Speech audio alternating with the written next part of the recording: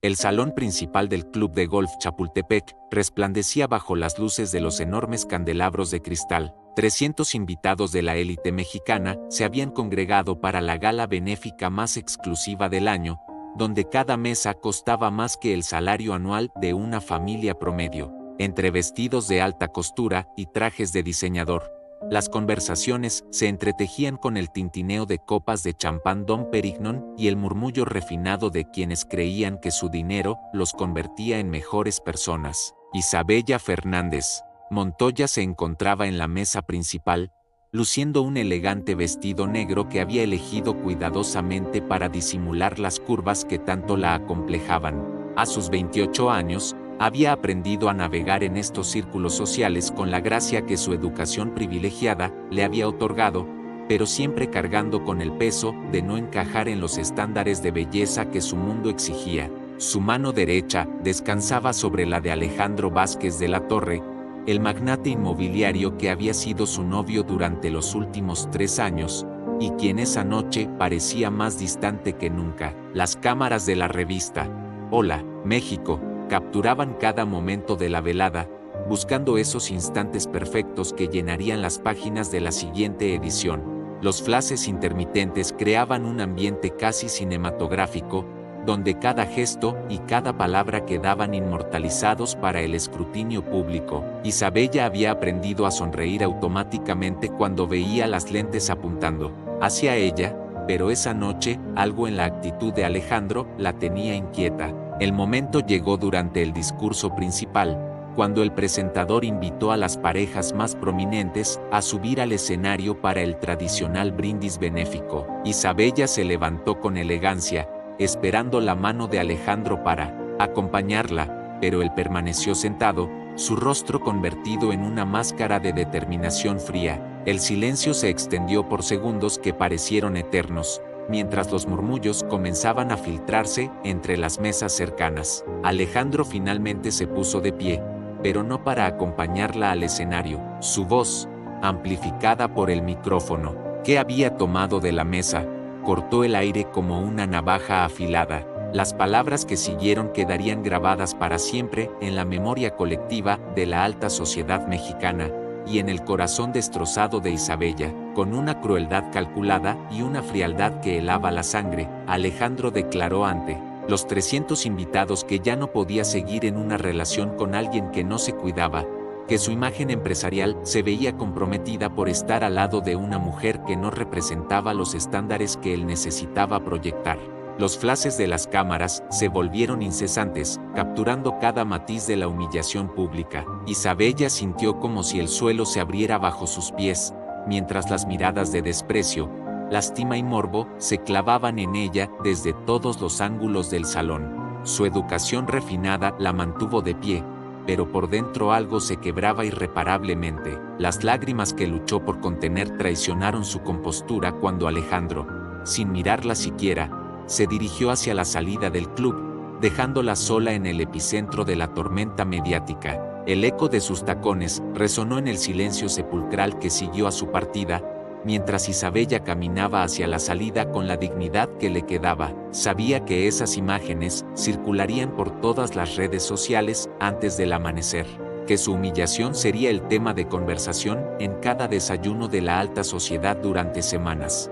Pero lo que no sabía Alejandro, mientras celebraba internamente su libertad, era que acababa de despertar algo mucho más peligroso que su dolor, su determinación de convertirse en su peor pesadilla. La mansión de los Fernández, en las lomas de Chapultepec, nunca había sentido un silencio tan pesado. Isabella había llegado 3 horas después de la gala, con los ojos hinchados y el maquillaje corrido, cargando no solo su bolso de diseñador, sino el peso de una humillación que resonaría en los círculos sociales durante meses. Las habitaciones que una vez fueron testigo de fiestas espectaculares y celebraciones familiares, ahora parecían mausoleos de mármol que amplificaban cada sollozo que Isabella trataba de ahogar contra las almohadas de seda de su cama.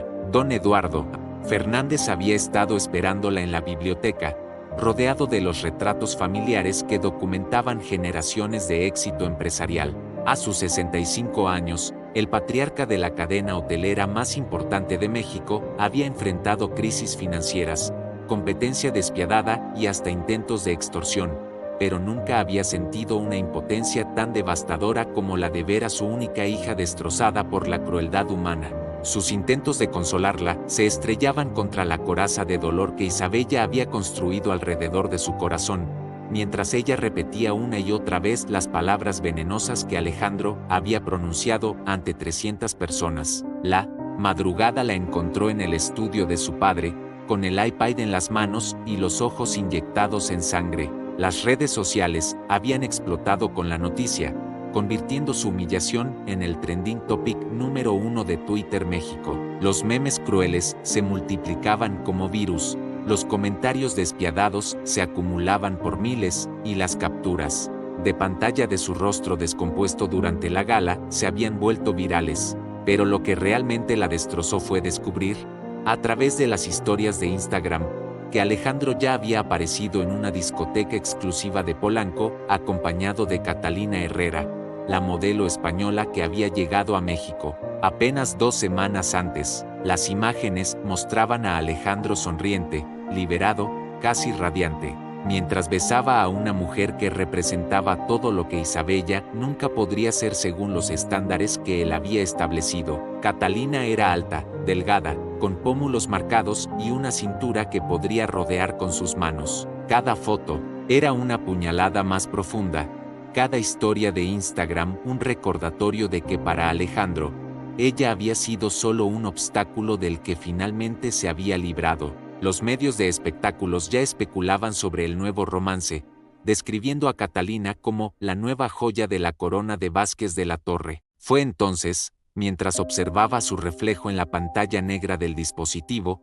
que algo cambió, fundamentalmente en Isabella. El dolor que había dominado las últimas horas comenzó a transformarse en algo más oscuro, más peligroso. Se dirigió al espejo de cuerpo completo de su habitación, el mismo donde se había arreglado para la gala con tanto cuidado, y se enfrentó a la mujer que Alejandro había considerado indigna de su presencia pública. Pero ahora, en lugar de ver solo los defectos que él había señalado, comenzó a visualizar el potencial que nadie más había sabido reconocer. La decisión se cristalizó en su mente como un diamante cortado con precisión quirúrgica. No sería una víctima que se escondiera en la mansión familiar lamentando su destino. No permitiría que la lástima de la sociedad mexicana la definiera para el resto de su vida. Alejandro Vázquez de la Torre había cometido el error más grande de su existencia al humillarla públicamente, porque había despertado en ella una fuerza que ni ella misma sabía que poseía. Se convertiría exactamente en todo lo que él había dicho que ella no podía ser, y cuando fuera perfecta, cuando fuera irresistible, cuando fuera todo lo que él había buscado en otra mujer, regresaría a destruirlo de la manera más cruel posible. La venganza sería su nueva religión, la transformación su nuevo propósito, y Alejandro Vázquez de la Torre descubriría que había subestimado fatalmente a la mujer equivocada. Mientras el sol comenzaba a filtrarse por las cortinas de su habitación, Isabella sintió como el dolor se convertía en combustible, y la humillación en determinación inquebrantable. Su verdadera vida acababa de comenzar. La desaparición de Isabella Fernández Montoya, de los círculos sociales mexicanos, fue tan silenciosa como estratégica. Durante las primeras semanas después de la gala, la alta sociedad esperaba verla en los eventos habituales, algunos con morbo, otros con lástima, pero Isabella simplemente se desvaneció como si hubiera sido absorbida por la tierra. Las invitaciones a cenas benéficas quedaron sin respuesta. Su lugar reservado en el palco familiar del Teatro de Bellas Artes permaneció vacío, y hasta sus amigas más cercanas comenzaron a preocuparse por el silencio absoluto que rodeaba su paradero. Lo que la sociedad no sabía era que Isabella había orquestado meticulosamente cada paso de su desaparición. Trabajando en secreto con los asesores financieros más discretos de su padre, liquidó sus participaciones en 3 de las empresas familiares menos estratégicas, acumulando un capital de $15 millones que transferirían a cuentas bancarias en Miami bajo el nombre de una corporación que había establecido meses atrás, previendo un futuro que ahora se había vuelto urgente. La venta se realizó con tal sigilo que ni siquiera don Eduardo se enteró hasta que los documentos legales llegaron a su escritorio, acompañados de una carta donde Isabella explicaba que necesitaba tiempo para sanar y reconstruirse. Miami la recibió con el anonimato que necesitaba. La penthouse que alquiló en Brickell Avenue le ofrecía una vista panorámica de la bahía y, más importante, la distancia necesaria para ejecutar su plan sin la interferencia de miradas conocidas. Durante los primeros días, Isabella se dedicó a investigar obsesivamente el mundo de la transformación corporal de élite, estudiando casos de celebridades que habían cambiado radicalmente su apariencia y analizando los equipos profesionales que habían hecho posible esas metamorfosis. Su búsqueda la llevó invariablemente al nombre de Sofía Montoya, la estilista de celebridades más exclusiva del mercado latino. Sofía Montoya había transformado a actrices, cantantes y empresarias en íconos de belleza, pero nunca había aceptado un proyecto tan ambicioso como el que Isabella le propuso durante su primera llamada. La conversación telefónica duró 3 horas, durante las cuales Isabella expuso no solo su situación financiera ilimitada, sino también la determinación férrea que había reemplazado su dolor. Sofía, que había trabajado con personalidades difíciles y proyectos complejos, reconoció algo diferente en la voz de Isabella, una fría resolución que pocas veces había encontrado en sus clientas habituales. El encuentro se realizó en el estudio privado de Sofía en South Beach, un espacio que parecía más un laboratorio científico que un salón de belleza tradicional. Sofía estudió a Isabella durante 1 hora completa, tomando medidas, fotografías y notas detalladas, mientras evaluaba no solo los cambios físicos necesarios, sino también la fortaleza mental requerida para lo que Isabella pretendía lograr. La propuesta era clara: una transformación completa que requeriría 18 meses de disciplina absoluta, 50 kilos de pérdida de peso, cirugías estéticas menores, entrenamiento en pasarelas profesionales y una reinvención total de su personalidad pública. Sofía había rechazado proyectos menos ambiciosos, pero algo en los ojos de Isabella la convenció de aceptar el desafío. Quizás fue la manera en que Isabella habló de su venganza, no como un capricho emocional, sino como un proyecto empresarial con objetivos claros y métricas medibles. O tal vez fue el cheque de $200,000 que Isabella firmó sin pestañear como anticipo por los servicios de los próximos 2 años. Pero más probablemente, fue el reconocimiento de que estaba frente a una mujer que había tocado fondo y había decidido que la única dirección posible era hacia arriba, sin importar el costo. El contrato se firmó esa misma tarde, estableciendo no solo los parámetros de la transformación, sino también cláusulas de confidencialidad que garantizaban el secreto absoluto del proyecto. Isabella había comenzado oficialmente su metamorfosis, y mientras Alejandro continuaba su vida en México creyendo que había eliminado un obstáculo de su camino, no tenía idea de que había desatado una fuerza que regresaría para destruirlo completamente. La crisálida se había cerrado, y lo que emergería sería algo que ni él ni nadie más podría haber imaginado. Los primeros 6 meses en Miami fueron una experiencia que bordeaba la tortura física y psicológica. Isabella despertaba cada día a las 5 de la mañana para comenzar una rutina que habría quebrado a cualquier persona menos determinada. El nutriólogo que Sofía había contratado, un suizo especializado en transformaciones extremas de celebridades, había diseñado un programa alimentario tan estricto que cada caloría estaba calculada con precisión matemática. Las comidas consistían en porciones minúsculas de proteína magra, vegetales específicos y suplementos que costaban más que un salario mensual promedio, pero que prometían acelerar el metabolismo de maneras que la ciencia apenas comenzaba a comprender. El entrenamiento físico era dirigido por Marcus Thompson, un ex marine que había transformado los cuerpos de supermodelos internacionales y que no conocía el significado de la compasión durante las sesiones. 6 horas diarias de ejercicio, divididas en cardio intensivo, levantamiento de pesas, pilates reformer y clases de danza que Isabella jamás había imaginado que su cuerpo pudiera realizar. Los primeros meses fueron brutales: músculos que gritaban de dolor, articulaciones que protestaban contra movimientos que desafiaban años de sedentarismo elegante, y una mente que luchaba constantemente contra la tentación de rendirse y regresar a la comodidad de su vida anterior.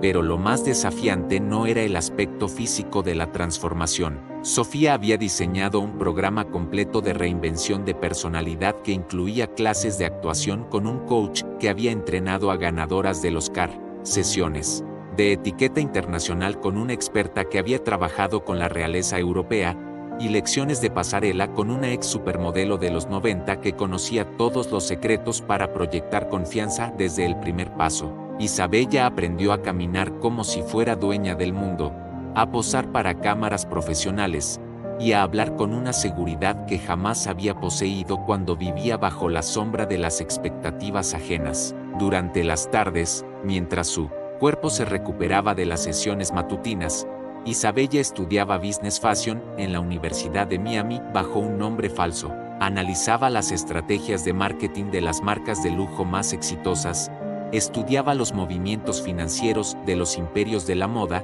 y desarrollaba un conocimiento empresarial que complementaría su futura carrera como modelo. Cada ensayo, cada proyecto, cada examen era una preparación adicional para el momento en que regresaría a reclamar no solo su lugar en el mundo, sino una posición mucho más poderosa de la que había tenido antes. Los primeros 30 kilos desaparecieron como si fueran un mal sueño. Cada kilogramo perdido revelaba ángulos en su rostro que Isabella nunca había visto, líneas en su cuerpo que habían estado ocultas durante años bajo capas de resignación y autocompasión. Sofía documentaba cada cambio con fotografías semanales que guardaba en un archivo secreto, creando un registro visual de la metamorfosis más ambiciosa que había dirigido en su carrera. Pero aún faltaban 20 kilos más, y esos serían los más difíciles de eliminar, los que requerirían no solo disciplina física, sino una reestructuración completa de la relación de Isabella con su propio cuerpo.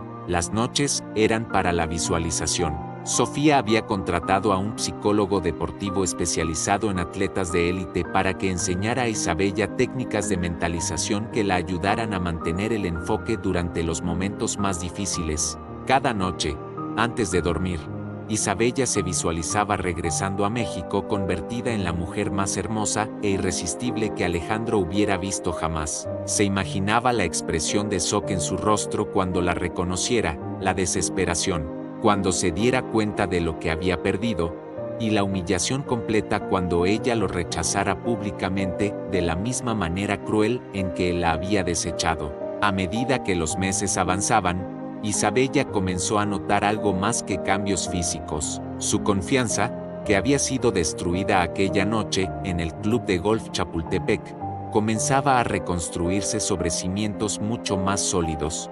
Ya no era la confianza frágil de alguien que dependía de la aprobación externa, sino la seguridad inquebrantable de quien había enfrentado sus demonios más oscuros y había emergido victoriosa. La venganza ya no era solo su motivación, se había convertido en su identidad, y cada día la acercaba más al momento en que Alejandro Vázquez de la Torre descubriría el precio real de su crueldad. 18 meses después de su llegada a Miami, Isabella se encontraba frente al mismo espejo de cuerpo completo donde había tomado la decisión que cambiaría su vida, pero esta vez en el penthouse, que se había convertido en el epicentro de su transformación. La mujer que la observaba desde el reflejo era completamente irreconocible de aquella que había huido de México, destrozada y humillada. Los 50 kilos habían desaparecido por completo, revelando una figura que parecía esculpida por los dioses. Cintura diminuta, piernas interminables, pómulos marcados que creaban sombras perfectas bajo las luces profesionales, y unos ojos que ahora brillaban no con lágrimas de dolor, sino con la determinación fría de quien había renacido de sus propias cenizas. Sofía Montoya contemplaba su obra maestra desde el sofá de la sala, sosteniendo una copa de champán, Dom Perignon, que habían abierto para celebrar la culminación oficial del proyecto más ambicioso de su carrera. Durante esos 18 meses, había visto a Isabella transformarse no solo físicamente, sino psicológicamente, evolucionando de una mujer quebrada por el rechazo social a una criatura de belleza sobrenatural que poseía la confianza de quien había conquistado lo imposible. Los diseñadores internacionales que Sofía había contactado discretamente durante los últimos meses habían quedado fascinados por las fotografías de la nueva Isabella, y las ofertas de trabajo comenzaron a llegar antes de que ella hubiera siquiera decidido oficialmente convertirse en modelo. El nombre artístico, Bella Montes, había sido cuidadosamente seleccionado para evocar elegancia europea mientras mantenía raíces latinas suficientes para conectar con el mercado que Isabella pretendía conquistar. Los documentos legales para la nueva identidad profesional habían sido procesados con la misma meticulosidad que había caracterizado cada aspecto de su transformación, creando una separación completa entre la heredera mexicana humillada y la supermodelo internacional que estaba a punto de emerger. Los fotógrafos más reconocidos de Miami habían competido por la oportunidad de crear el portfolio inicial de Bella Montes, produciendo imágenes que capturaban no solo su belleza física, sino también esa cualidad intangible que separaba a las modelos exitosas de las simplemente hermosas. Las primeras sesiones profesionales confirmaron lo que Sofía había intuido desde el principio. Isabella no solo se había convertido en una mujer hermosa, sino que había desarrollado esa presencia magnética que hacía imposible apartar la mirada de ella. Su trabajo con el coach de actuación había dado frutos inesperados, permitiéndole canalizar diferentes emociones y personalidades frente a la cámara con una naturalidad que sugería años de experiencia profesional. Los fotógrafos comentaban, entre ellos, sobre la intensidad casi hipnótica de su mirada, sin saber que esa intensidad provenía de 18 meses de alimentar una sed de venganza que se había convertido en el motor de su existencia. Los castings comenzaron inmediatamente. Marcas de lujo que jamás habrían considerado a la Isabella anterior ahora competían por asegurar contratos exclusivos con Bella Montes. Versace fue la primera en ofrecer un contrato millonario para su próxima campaña internacional, seguida rápidamente por Dolce & Gabbana, que vio en ella el rostro perfecto para representar su nueva línea dirigida al mercado latino de alta gama. Las redes sociales de Bella Montes, cuidadosamente cultivadas con contenido que mostraba su nueva vida sin jamás revelar su pasado, comenzaron a acumular seguidores a un ritmo que sorprendió hasta a los expertos en marketing digital más experimentados. Pero, más allá del éxito profesional inmediato, Isabella sabía que cada contrato firmado, cada fotografía publicada, cada aparición pública la acercaba un paso más a su objetivo final. Las revistas de moda mexicanas ya habían comenzado a especular sobre la identidad de la misteriosa Bella Montes, preguntándose de dónde había surgido esta nueva sensación latina que estaba conquistando las pasarelas internacionales con una ferocidad que recordaba a las supermodelos de los años 90. Algunos periodistas de espectáculos intuían que había algo familiar en sus facciones, pero la transformación había sido tan radical que nadie se atrevía a sugerir una conexión con la Isabella Fernández que había desaparecido de la vida pública mexicana. Mientras contemplaba las ofertas de trabajo que se acumulaban sobre su escritorio, Isabella sintió una satisfacción que iba mucho más allá del orgullo profesional. Cada éxito de Bella Montes era una puñalada más en el corazón del hombre que la había considerado indigna de su presencia. Pronto sería tiempo de regresar a México, no como la mujer humillada que había huido en la oscuridad, sino como la diosa vengativa que había venido a cobrar una deuda que Alejandro Vázquez de la Torre ni siquiera sabía que había contraído. El ascenso meteórico de Bella Montes en el mundo de la moda internacional había sido tan espectacular como calculado. En apenas 6 meses desde su debut profesional, había aparecido en las portadas de Vogue Latinoamérica, Harper's Bazaar, México y Elle España, cada fotografía más impactante que la anterior. Los editores de moda más influyentes del mundo latino competían por incluirla en sus producciones más prestigiosas, fascinados no solo por su belleza sobrenatural, sino por esa intensidad enigmática que transmitía en cada imagen. Sus redes sociales habían explotado hasta alcanzar 15 millones de seguidores, convirtiéndola en una de las influencers latinas más poderosas del momento, con marcas de lujo compitiendo por colaboraciones que costaban cientos de miles de dólares por una sola publicación. Los desfiles de Versace y Dolce & Gabbana habían sido eventos que redefinieron los estándares de lo que significaba ser una supermodelo en la era digital. Bella Montes no solo caminaba por las pasarelas, las dominaba con una presencia que hacía que los fotógrafos profesionales se olvidaran de respirar mientras capturaban cada paso. Los videos de sus apariciones se volvían virales en cuestión de horas, acumulando millones de visualizaciones y generando análisis exhaustivos de expertos en moda que trataban de descifrar qué hacía tan magnética a esta nueva estrella latina. Su técnica era perfecta, pero había algo más, una furia controlada que se traducía en una sensualidad peligrosa que hipnotizaba a quienes la observaban.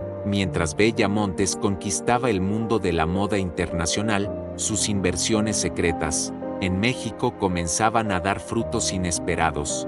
La empresa de inversión que había establecido bajo una compleja estructura de holdings internacionales había estado comprando sistemáticamente propiedades clave en las zonas más exclusivas de la Ciudad de México y la Riviera Maya, pagando precios por encima del mercado para asegurar transacciones rápidas y discretas. Lo que parecían compras aleatorias de un inversionista extranjero eran, en realidad, movimientos estratégicos diseñados para competir directamente con los desarrollos inmobiliarios más ambiciosos de Alejandro Vázquez de la Torre. Los asesores financieros de Alejandro comenzaron a reportar una competencia misteriosa que estaba complicando varios de sus proyectos más lucrativos. Terrenos que había estado negociando durante meses aparecían súbitamente vendidos a un comprador anónimo que ofrecía cantidades imposibles de rechazar. Contratos de construcción exclusivos que había considerado seguros eran interceptados por ofertas superiores, respaldadas por garantías bancarias internacionales que sus competidores locales jamás podrían igualar. Por primera vez en su carrera, Alejandro se encontraba enfrentando una oposición que parecía conocer sus movimientos antes de que él mismo los ejecutara. Su relación con Catalina Herrera había comenzado a mostrar fisuras que se profundizaban. Con cada semana que pasaba, la modelo española, acostumbrada a ser el centro de atención en cualquier evento social, había comenzado a notar cómo las conversaciones en las fiestas de la alta sociedad mexicana se enfocaban cada vez más en especular sobre la identidad de Bella Montes y su posible conexión con México. Los rumores sobre su posible participación en el próximo Fashion Week México habían generado una expectación que eclipsaba completamente la presencia de Catalina en esos mismos círculos. La inseguridad había comenzado a manifestarse en discusiones constantes y celos irracionales que Alejandro encontraba cada vez más agotadores. Los problemas profesionales de Alejandro se intensificaban conforme la competencia misteriosa expandía sus operaciones.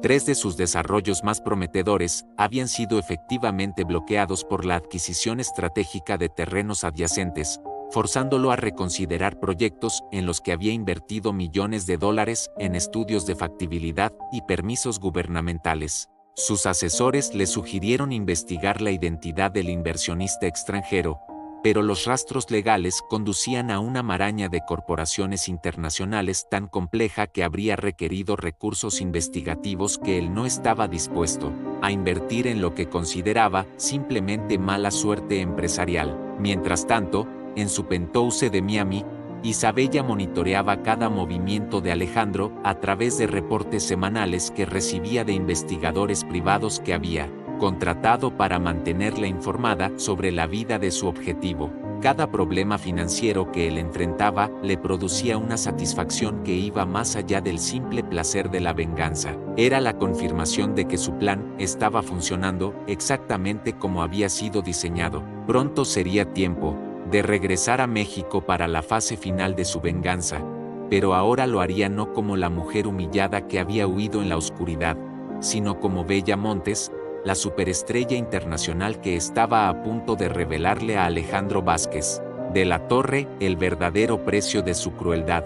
El anuncio oficial de que Bella Montes sería la estrella principal del Fashion Week México causó una conmoción en los círculos de la alta sociedad que no se había visto desde las apariciones de Naomi Campbell en los años 90. Los organizadores del evento habían guardado el secreto durante semanas, construyendo una campaña de expectativa que culminó con la revelación de que la supermodelo internacional más codiciada del momento haría su debut en territorio mexicano. Las especulaciones sobre sus posibles conexiones con el país se intensificaron hasta convertirse en obsesión nacional, mientras los medios de comunicación competían por conseguir entrevistas exclusivas o fotografías no oficiales de la misteriosa belleza latina que había conquistado las pasarelas europeas. Isabella había orquestado su regreso con la precisión de un general planificando la batalla definitiva. Su empresa de inversión había secretamente patrocinado el Fashion Week México con una donación de $5 millones, asegurando no solo su participación como modelo estrella, sino también influencia significativa sobre la organización del evento. Los mejores diseñadores mexicanos competían por la oportunidad de vestirla, sin saber que estaban participando en la fase final de una venganza que había estado gestándose durante 2 años. Cada detalle había sido calculado para maximizar el impacto: el hotel donde se hospedaría, las fiestas a las que asistiría, incluso las rutas que tomaría desde el aeropuerto hasta el centro de convenciones. El vuelo privado que la trajo desde Miami aterrizó en el Aeropuerto Internacional de la Ciudad de México en una mañana soleada que parecía haber sido ordenada especialmente para su llegada. Los paparazzi que habían conseguido información sobre su arribo se agolparon en la zona de aviación privada, capturando las primeras imágenes de Bella Montes en suelo mexicano. Lucía un conjunto de Hermès que acentuaba perfectamente su figura transformada, gafas de sol Tom Ford que añadían un aire de misterio aristocrático, y caminaba con esa confianza felina que había perfeccionado durante meses de entrenamiento intensivo. Las fotografías se volvieron virales antes de que su convoy llegara al hotel, estableciendo inmediatamente su presencia como el evento más importante de la temporada social. Su suite en el Four Seasons había sido decorada con flores enviadas por diseñadores, marcas de lujo y personalidades del mundo del espectáculo que esperaban conseguir su atención durante su estancia en México. Entre los arreglos florales se encontraban ramos enviados por personas que Isabella recordaba vívidamente de su vida anterior, antiguos conocidos de la alta sociedad que ahora competían por una invitación a las fiestas exclusivas donde Bella Montes haría apariciones selectas. La ironía no se le escapaba mientras leía las tarjetas firmadas por las mismas personas que habían sido testigos de su humillación 2 años antes, ahora desesperadas por asociarse con el éxito internacional que ella representaba. Los primeros eventos sociales confirmaron que su transformación había sido tan radical que era completamente irreconocible. En la cena de gala previa al Fashion Week, celebrada en el Museo Nacional de Antropología, Isabella se movía entre los invitados más prominentes de la sociedad mexicana como un fantasma vengativo que nadie podía identificar pero que todos querían conocer. Los hombres más poderosos del país competían por captar su atención, mientras sus esposas la observaban con una mezcla de admiración y envidia que Isabella saboreaba como el vino más exquisito. Cada conversación, cada presentación, cada fotografía era una confirmación de que había logrado lo imposible, convertirse en todo lo que su mundo aspiracional valoraba. Pero el momento más satisfactorio llegó cuando finalmente vio a Alejandro Vázquez de la Torre entrando al evento acompañado de Catalina Herrera. 2 años después de haberla humillado públicamente, él lucía exactamente igual, la misma arrogancia estudiada, el mismo traje de diseñador perfectamente cortado, la misma sonrisa condescendiente que utilizaba para navegar entre la élite social. Catalina, por su parte, parecía haber perdido algo del brillo que Isabella recordaba de las fotografías de redes sociales, como si la presión de mantener la atención de un hombre como Alejandro hubiera comenzado a cobrar su precio psicológico. Isabella los observó desde la distancia durante varios minutos, estudiando sus movimientos, analizando su lenguaje corporal, memorizando cada detalle de su apariencia para el momento en que finalmente se enfrentaran cara a cara. Alejandro no tenía idea de que la mujer más hermosa del evento, la que había capturado la atención de cada hombre en el salón, era la misma a quien había desechado como indigna de su presencia. Muy pronto descubriría que había cometido el error más costoso de su vida, pero esa revelación llegaría en el momento exacto que Isabella había elegido para maximizar su impacto devastador. El regreso triunfal había comenzado, y Alejandro Vázquez de la Torre estaba a punto de enfrentar las consecuencias de su crueldad de maneras que su mente arrogante jamás podría haber imaginado. La gala de clausura del Fashion Week México, en el Palacio de Bellas Artes, había sido coronada como el evento social más exclusivo de la década. Los arquitectos del evento habían transformado el recinto en un templo de cristal y luz donde las creaciones de los diseñadores más prestigiosos del mundo se exhibían como obras de arte, mientras los invitados más selectos de la alta sociedad internacional se movían entre champán Dom Perignon y canapés de caviar iraní. Bella Montes había sido programada como la aparición estelar de la noche, luciendo una creación única de Valentino que había sido diseñada específicamente para ella, un vestido que parecía estar hecho de luz líquida y que transformaba cada movimiento suyo en una declaración de poder absoluto. Isabella hizo su entrada cuando el evento había alcanzado su punto máximo de energía, calculando su aparición para el momento en que todos los invitados importantes ya estuvieran presentes pero aún lo suficientemente sobrios para apreciar completamente su impacto. Los murmullos se extendieron por el salón como ondas en un estanque mientras ella descendía por la escalinata principal, cada paso una demostración perfecta de la gracia que había perfeccionado durante 2 años de entrenamiento intensivo.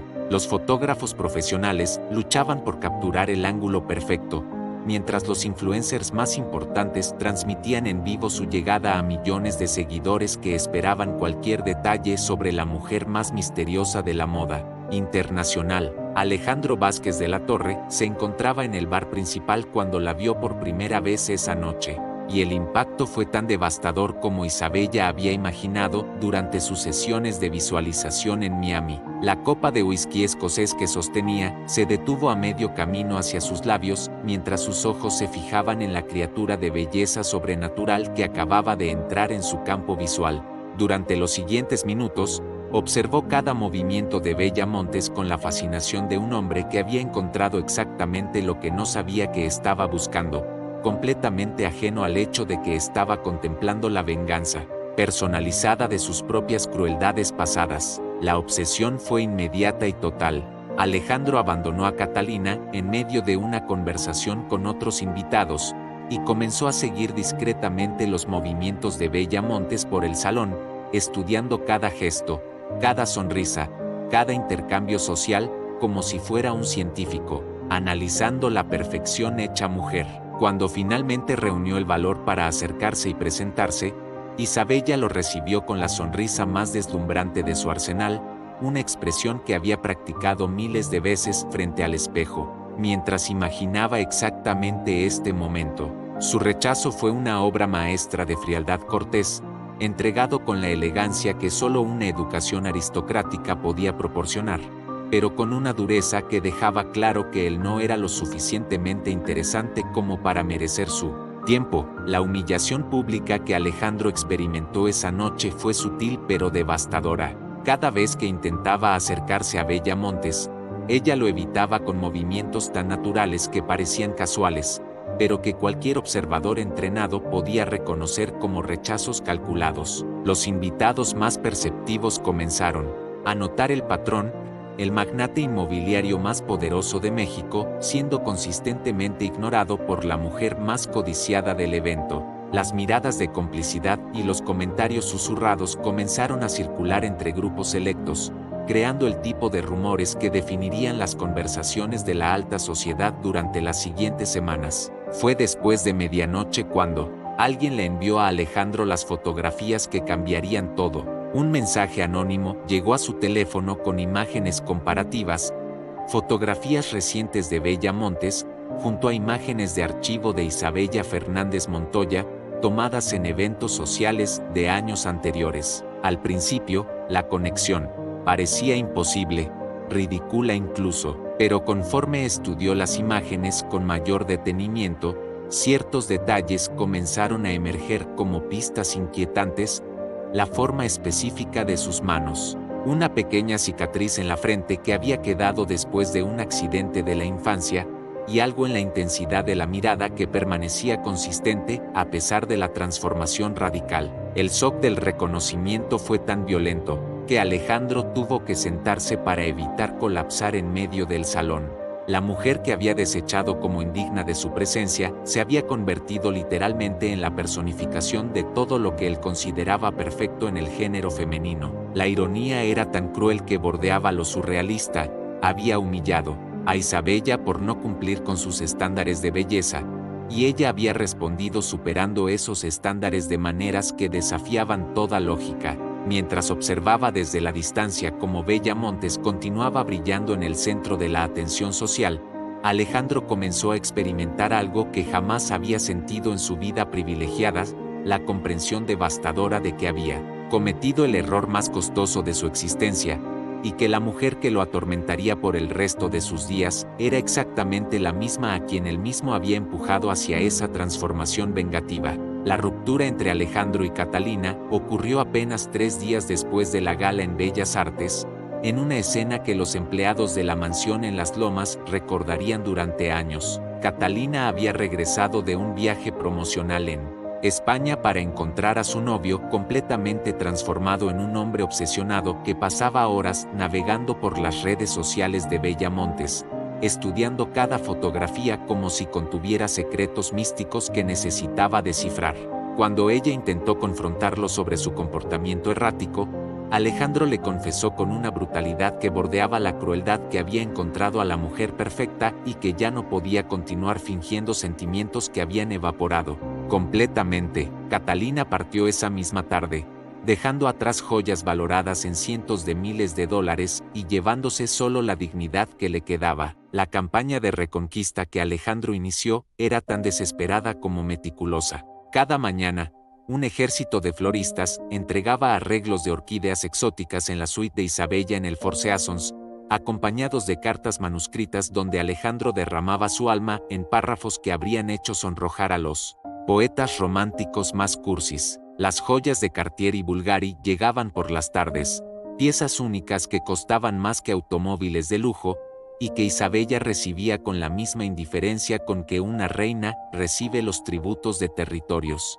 conquistados. Los regalos se acumulaban en su habitación como trofeos de una guerra psicológica que ella estaba ganando sin siquiera participar activamente. Los eventos sociales se convirtieron en campos de batalla donde Alejandro desplegaba niveles de humillación que sus amigos observaban con una mezcla de fascinación morbosa y vergüenza ajena. En la inauguración de una galería de arte en Polanco, se presentó sin invitación cargando un ramo de rosas rojas que había costado más que el salario mensual de un ejecutivo promedio, solo para ser rechazado públicamente por Isabella con una sonrisa que no alcanzaba sus ojos y palabras tan corteses que cortaban más profundo que cualquier insulto directo. Los asistentes al evento documentaron su humillación en fotografías y videos que circularon por WhatsApp entre los círculos de la alta sociedad como evidencia de cómo había caído el hombre más arrogante de México. La obsesión comenzó a afectar sus negocios, de maneras que sus asesores financieros observaban con alarma creciente. Alejandro cancelaba reuniones importantes para acechar discretamente los eventos donde sabía que Isabella aparecería, perdiendo contratos millonarios por no presentarse a negociaciones que había estado planeando durante meses. Sus decisiones empresariales se volvieron erráticas y emocionales, invirtiendo recursos desproporcionados en proyectos que podrían cruzar el camino de Isabella profesionalmente, sin importar si tenían sentido financiero.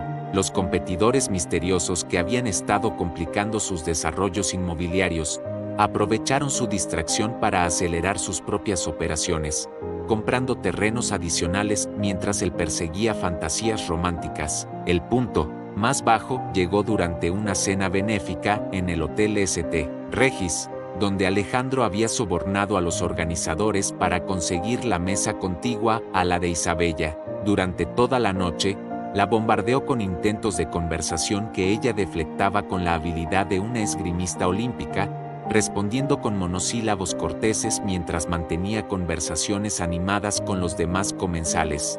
Cuando finalmente se levantó para dirigirse al pódium como parte del programa oficial, Alejandro la interceptó físicamente, tomándola del brazo en un gesto desesperado que captó la atención de todo el salón. La expresión de horror y desprecio que Isabella le dirigió fue fotografiada por docenas de teléfonos móviles, creando imágenes que se viralizarían como símbolos de cómo el poder masculino podía desintegrarse ante la indiferencia femenina. Bien ejecutada, sus amigos comenzaron a evitarlo después de esa noche. Los hombres que una vez habían competido por su aprobación, ahora lo observaban con la misma fascinación mórbida que se reserva para accidentes automovilísticos particularmente espectaculares. Las mujeres de su círculo social, muchas de las cuales habían sido víctimas de su arrogancia en el pasado, observaban su desintegración con una satisfacción apenas disimulada que añadía sal a las heridas de su orgullo destrozado. Alejandro Vázquez de la Torre, el hombre que había construido un imperio basado en la proyección de poder absoluto, se estaba desmoronando públicamente por una mujer que lo trataba como si fuera completamente invisible. Isabella observaba cada acto de su desesperación con la satisfacción fría de quien ve sus planes ejecutarse con precisión quirúrgica. Cada súplica ignorada, cada regalo rechazado, cada humillación pública era un pago a cuenta de la deuda que él había contraído aquella noche en el Club de Golf Chapultepec. Pero sabía que aún faltaba el golpe final, el momento en que le revelaría completamente la magnitud de su venganza y lo dejaría enfrentando las ruinas de todo lo que había creído importante en su existencia miserable. El Club de Golf Chapultepec lucía exactamente igual que 2 años antes, como si el tiempo se hubiera detenido, esperando este momento de justicia poética. Los mismos candelabros de cristal proyectaban luces doradas sobre los mismos rostros privilegiados, las mismas mesas decoradas con arreglos florales que costaban fortunas, y el mismo murmullo refinado de quienes creían que su dinero los protegía de las consecuencias de sus actos. Pero esta vez, Isabella Fernández Montoya no era una invitada nerviosa tratando de encajar. Era la anfitriona principal del evento, la presidenta de honor cuya empresa había donado $10 millones para convertir esta gala benéfica en la más exclusiva de la historia mexicana. La transformación del evento reflejaba la transformación de su organizadora. Donde antes había habido elegancia tradicional, ahora existía una sofisticación internacional que hacía que los asistentes se sintieran como si hubieran sido transportados a una gala en el Metropolitan Museum de Nueva York.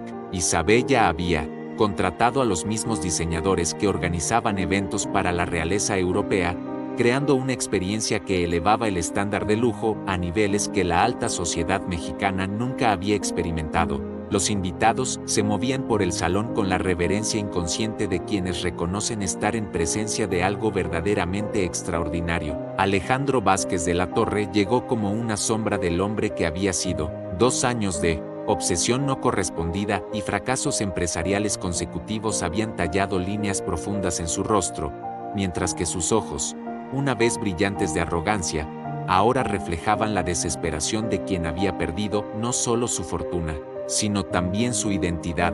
Los competidores misteriosos habían resultado ser más efectivos de lo que nadie podría haber imaginado, adquiriendo sistemáticamente cada propiedad estratégica que él había estado persiguiendo, forzándolo a vender activos a precios de liquidación para mantener la apariencia de solvencia. Su imperio inmobiliario se había reducido a una fracción de lo que había sido, y su presencia en el evento era más una cortesía social que un reconocimiento de poder real. Isabella lo observó entrar desde el pódium principal, donde se preparaba para el discurso que definiría no solo la noche sino el resto de sus vidas. Lucía un vestido de Elie Saab que había sido creado específicamente para esta ocasión, una pieza maestra de alta costura que capturaba la luz como si hubiera sido tejida con estrellas líquidas. Su belleza esa noche trascendía lo físico para convertirse en algo casi sobrenatural, como si todos los dioses de la venganza hubieran conspirado para dotarla del poder necesario para este momento definitivo. Cuando tomó el micrófono,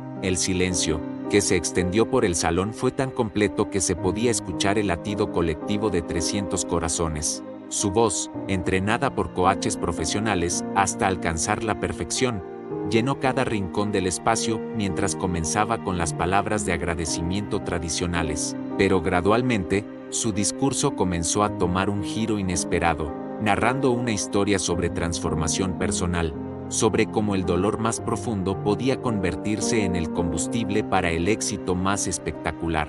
La revelación llegó como una bomba nuclear detonada en cámara lenta. Isabella comenzó a describir su vida anterior, sus inseguridades, su búsqueda desesperada de aceptación en un mundo que valoraba solo la superficie. Habló de una noche específica, en ese mismo salón, cuando alguien la había humillado tan brutalmente que había considerado que su vida había terminado. Los murmullos comenzaron entre el público conforme algunos invitados comenzaron a conectar las piezas del rompecabezas, mientras Alejandro se desplomaba en su silla como si hubiera recibido un disparo al corazón. Con una sonrisa que podría haber helado océanos, Isabella reveló su identidad verdadera, explicó cómo había orquestado cada aspecto de su transformación, desde la pérdida de peso hasta el éxito internacional como modelo, desde las inversiones estratégicas que habían destruido los negocios de Alejandro hasta su regreso triunfal como la mujer más codiciada de la alta sociedad.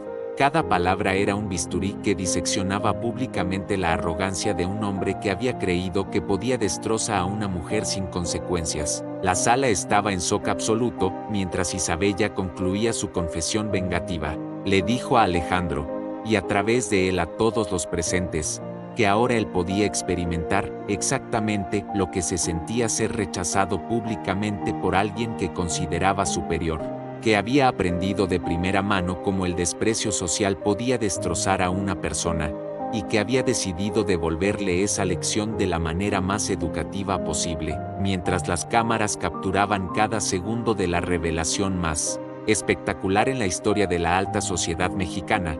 Isabella se alejó del pódium con la gracia de una reina que acaba de ejecutar a un traidor. Alejandro permaneció inmóvil en su asiento, enfrentando no solo la comprensión completa de lo que había perdido, sino también el reconocimiento de que había sido superado por una inteligencia y una determinación que jamás había tenido, la capacidad de apreciar.